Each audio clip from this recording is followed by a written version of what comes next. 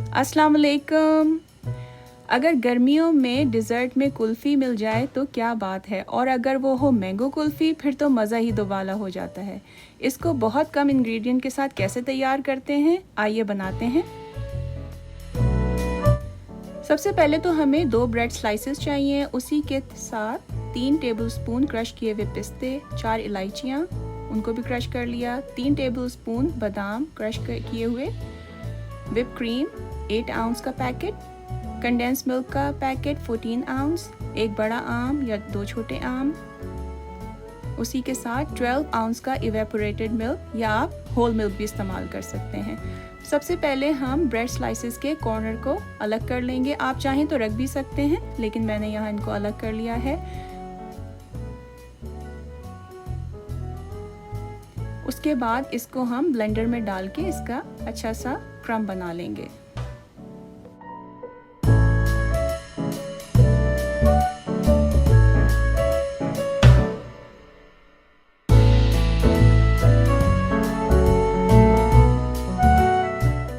अब जो ये क्रम तैयार हुआ है, इसे एक पैन में हम डाल के रोस्ट करेंगे 2 से 3 मिनट तक के लिए। आंच बहुत हल्की रखनी है, ध्यान रखना है कि ये जल ना जाए।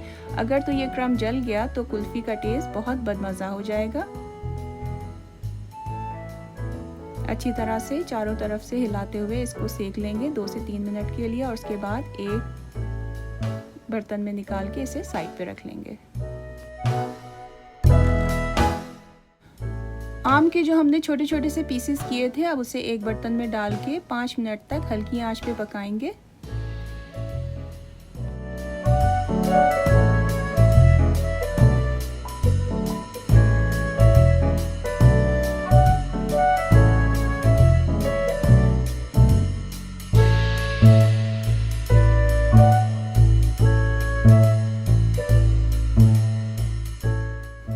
अब जब आम का एक पेस्ट तैयार हो चुका है तो आंच हल्की ही है इस वक्त भी, और इसमें हम इवेपोरेटेड मिल्क डाल रहे हैं थोड़ा थोड़ा करके। आप चाहें तो होल मिल्क का इस्तेमाल भी कर सकते हैं, 1 से 1.5 कप के बराबर। इसको हल्की आंच पे थोड़ी देर तक पकाना है और हिलाते रहना है मुस्तकिल। उसके बाद स्वीटेंड कंडेंस मिल्क डालेंगे थोड़ा थोड़ा करके और हिलाते रहेंगे। फ्लेम इस वक्त भी लो पे ही है।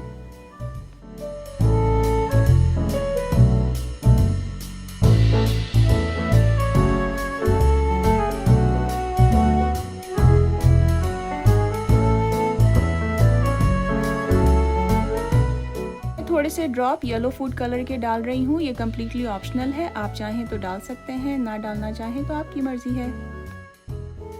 इस पॉइंट पे जो हमने क्रम्ब बना के रखा था और रोस्ट किया था, वो थोड़ा थोड़ा करके इस मिक्सचर में डालते जाएंगे, चमचा चलाते रहेंगे। आंच भी बहुत हल्की रखनी है। अब देखिए ये मिक्सचर थिक होना शुरू हो गया है, तो बहुत ज़्यादा ध्यान रखना है कि ये नीचे लग ना जाए। थोड़ी थोड़ी देर में चमचा हिलाते रहेंगे। इलायची ऐड कर देंगे, उसी के साथ जो हमने बादाम क्रश करके रखे थे वो आधे डाल देंगे, आधे बचा लेंगे। पिस्ते डाल देंगे आधे और आधे बचा लेंगे। सब चीज़ों को अच्छी तरह से मिक्स करके चूल्हा बंद कर देंगे और इसको ठंडा होने के लिए रख देंगे काउंटर पे। मैंने यहाँ पे स्वीटेंड कंडेंस मिल्क का इस्तेमाल किया है और आम भी मीठा होता है, तो मेरे ख्याल से इतना मीठा काफ़ी है कुल्फ़ी के लिए, लेकिन आप इस पॉइंट पे चख लीजिए। अगर आपको मज़ीद मीठा चाहिए तो आप डाल सकते हैं और इसको थोड़ी देर और पका सकते हैं, लेकिन इस मिक्सचर की थिकनेस इतनी ही होनी चाहिए जितना थिक मेरा नज़र आ रहा है। अब मैं यहाँ पे हैंड ब्लेंडर की मदद से कुल्फ़ी को अच्छी तरह से ब्लेंड कर रही हूँ। आप चाहें तो जग वाले ब्लेंडर में डाल के ये प्रोसेस कर सकते हैं।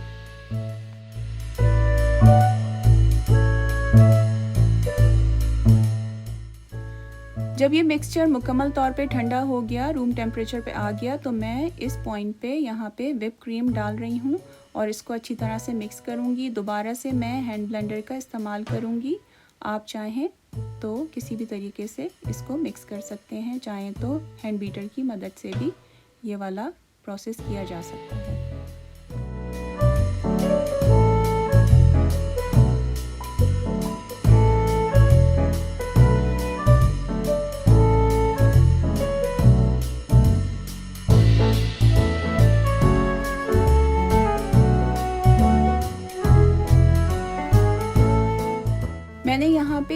शीशे की ट्रे ले ली है, उसमें सबसे पहले थोड़े से पिस्ते डाल रही हूँ। उसके बाद मैं थोड़े से बादाम डाल रही हूँ उसके बेस में, क्योंकि जब मैं इसे निकालूंगी तो ये साइड ऊपर आएगी तो ये बहुत खूबसूरत लगेंगे।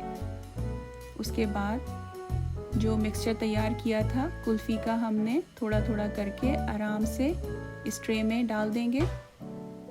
इवनली स्प्रेड करेंगे इसको, ताकि जब ये कुल्फ़ी जम के तैयार हो तो एक जैसे स्लाइसेस बन सकें।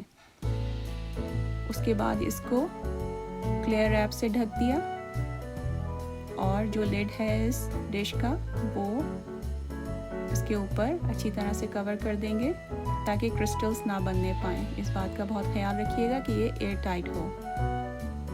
अब इसको ओवरनाइट फ्रीज़ करेंगे। यहाँ भी मैंने डिस्पोजेबल प्लास्टिक कप्स ले लिए हैं। आपके पास अगर प्लास्टिक मोल्ड्स हों तो आप वो भी ले सकते हैं। उसमें भी मैं वही वाला प्रोसेस कर रही हूँ। सबसे पहले थोड़े से पिस्ते डाल लिए बेस में, उसके बाद थोड़े से बादाम डाल लूँगी मैं।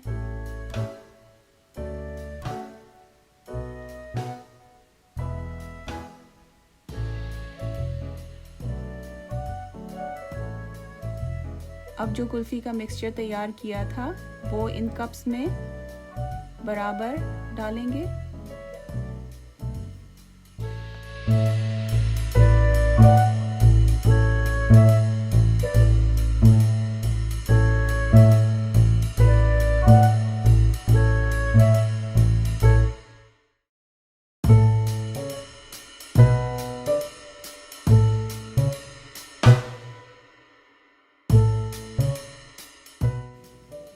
ये देखिए, हम इंडिविजुअली सर्व कर सकते हैं इस तरह से कुल्फ़ी को।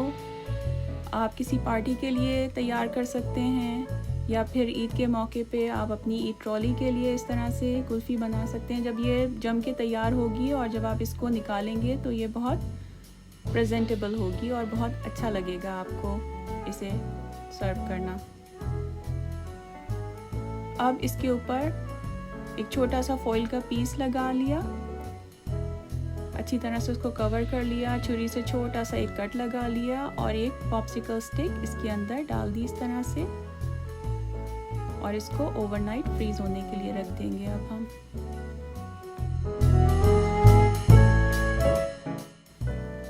अगले दिन जब भी आपको इस कुल्फ़ी को खाना है तो उसको फ्रीज़र से आप तकरीबन 5 से 10 मिनट पहले निकाल के काउंटर टॉप पे रख दें। थोड़ी सी जब ये नरम हो जाए तो इसके जितने बड़े पीसेस आपको चाहिए उतने बड़े पीसेस बना लें। ये देखें कितनी क्रीमी है, आराम से कट रही है और देखने में ही लग रहा है कि बहुत सॉफ्ट और मज़ेदार होगी ये।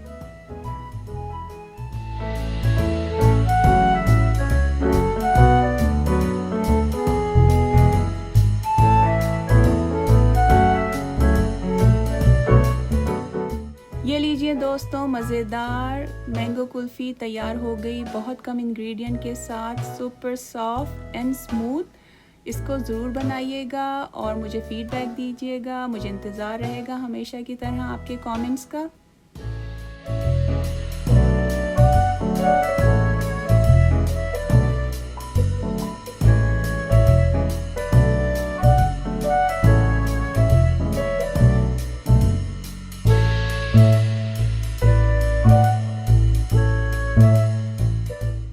अब जो हमने कुल्फ़ी जमाई थी इंडिविजुअली सर्विंग कप्स में, उसको थोड़ी देर के लिए गर्म पानी में इस तरह से डिप करेंगे कुछ सेकंड के लिए। उसके बाद इसको आराम से हम पॉप्सिकल स्टिक की मदद से पुल करेंगे बाहर। देखें कितने आराम से बाहर आ गई, सुपर क्रीमी, सॉफ्ट, मज़ेदार। एंजॉय कीजिए, ज़रूर बनाइए। अगर आपको मेरी वीडियोस अच्छी लगती हैं तो प्लीज़ मेरे चैनल को लाइक, शेयर और सब्सक्राइब कीजिए सबके साथ। अगली वीडियो तक के लिए इजाज़त दीजिए। अल्लाह हाफ़िज़।